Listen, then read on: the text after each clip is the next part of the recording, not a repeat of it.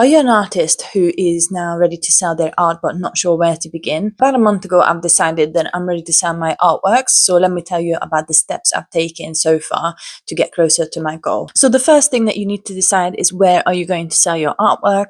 So you have marketplaces like Etsy or eBay where the website is already built and you already have customers browsing these sites, or you can build your own website with a website building platform such as Wix, Squarespace, or Shopify. There are pros and cons to both of these, but I've decided that I'm going to go and build my own website because this is something I wanted to do down the line anyway. So this seemed like the best option for me.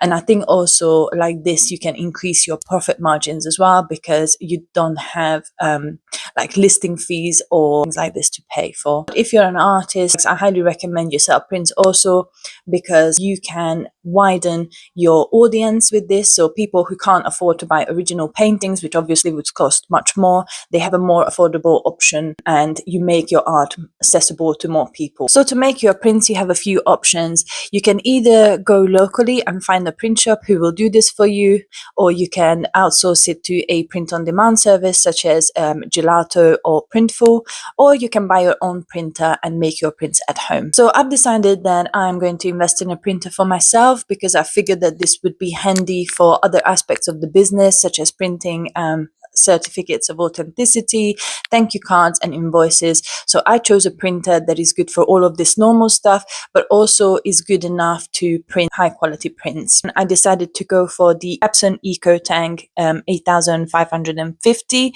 because it has refillable in compartments instead of buying cartridges, which comes out cheaper in the long run, and also it can print up to an A3 size. Once you've chosen how you are going to make your prints, then the next step would be to take good quality photos of your paintings and of your artwork. This is important also to put on your website and as well as to make good quality prints as well. So for this, I'm only using my phone. Recently, I had an upgrade, so I have a good quality camera on my phone, which most smartphones do these days anyway.